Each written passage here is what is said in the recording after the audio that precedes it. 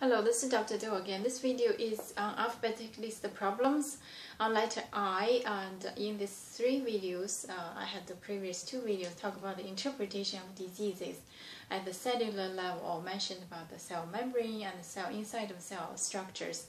Any of those structure, if it's not either genetically not function well, or some diseases that can cause a problem. I mentioned about the cell membrane, this bilayer of hydrophobic structure, and sandwiched inside is the hydrophilic structure. So if you imagine the inside of cells and outside of cells are the water, basically that's what happened. So the cells sit in the water.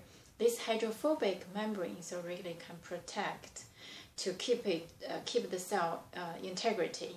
If you imagine the hydrophilic membrane facing the two sides of water, then it's going to be melted, isn't it? So this is a unique structure adapted to the environment to maintain the normal function of our individual organism or our body, to maintain the health condition, homeostasis.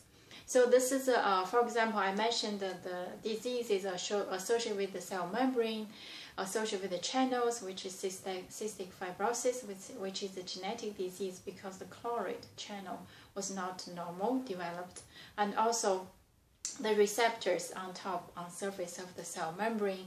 One example is diabetes. The receptor of insulin in the either muscle or liver or adipose tissue cannot really function well, so the glucose cannot be taken to synthesize glycogen as storage or used as energy, so that's caused the diabetes. And also inside of the cells, different kind of organelles, any of those, for example, mitochondria, which is the contains also DNA in addition to the metabolism, oxidation reduction reactions, and also any of these molecules in this pathway. For example, glucose 6-phosphate dehydrogenase on the pathway of glucose metabolism in the cytoplasm. So if this enzyme is undergoing mutations, genetic cause, there will be the hemolytic anemia. I think I mentioned in the previous video, and also other lysozyme or the peroxisome. Any of those organelles had a problem that will cause the diseases, either genetically or through the infection or inflammation cause the disease. And this is on the cellular, molecular level. And of course, I mentioned about the nucleus containing major component of the DNA, the genetic material, chromosomes, and also containing the hormone binding element, which really special for those lipid soluble hormones, can pass in the membrane freely. For example, the cortisol, like insulin, those kind of protein hormones really function at the cell surface, the receptor located on the cell membrane.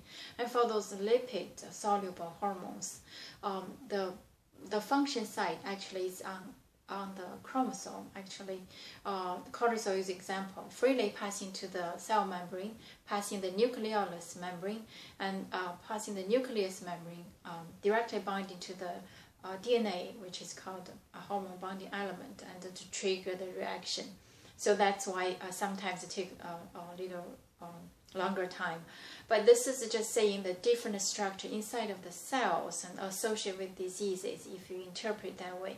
And as a whole organism of each body, or each of ourselves, the maintaining of homeostasis through different mechanisms. The major mechanism usually is the negative feedback. For example, if your temperature is too high, and then the body, if you feel so warm, up to in the summer warm zone, the body will generate this mechanism either through sweating or to bring down your temperature to adjust this environment. So this is the and a lot of negative feedback maintains the hormone. For example, the hypothalamus, pituitary, and endocrine organ and the target organ. This axis I mentioned on previous video is through the negative feedback to maintain the homeostasis. So I give you the example as previous mentioned, and also some of the positive feedback mechanism. I think in the body will only identify probably 2 or 3. Or coagulation, for example, if you have injury, blood vessel is cut, and then forming this coagulation, as long as it starts, then it just cannot stop until the bleeding stopped, the blood vessel wall of the damage on blood vessel wall is sealed. So this is a kind of cascade reaction. The other is during the childbirth, the oxytocin secreting continuously to promote, stimulate the uterus keep contract so that until the childbirth and finish. So these are the normal homeostasis maintenance. Any of this maintenance, any of this mechanism is disrupted, then cause the disease from the infection, from the inflammation, from the genetics, from the idiopathic, which is the reason of unknown. There are so many examples of those disruptions. The fever, for example, is usually can be managed by the from the thalamus to adjust the temperature and to the skin or to the breathing, to release the heat, to bring the temperature down in normal people. But in the when this normal negative feedback mechanism is disrupted during the infection or inflammation, then the fever will continue to rise. That's why we have the fever. The same idea for the endocrine axis. If the any of these organs, for example, I use the thyroid or the pancreas, any of these organs had abnormal reactions or undergoing the disease condition. So this homeostasis is disrupted. Some of the disruptions cause minor problem, like the fever. During this defense mechanism, the fever can be a sign for our body knowing there's something's wrong. Either you take some medication, see your patient, see your physician to bring the temperature down, also to treat the etiology, whatever the cause for this fever. The same idea for this any of those disruptions of the negative feedback mechanism, disruption of this homeostasis not maintained. So then we manifest as disease, either minor or severe. So regardless, this is just this video is another series on the interpretation of diseases at the molecular level and also as the organism individual level. So I hope it just gives you some idea in general to understand the disease.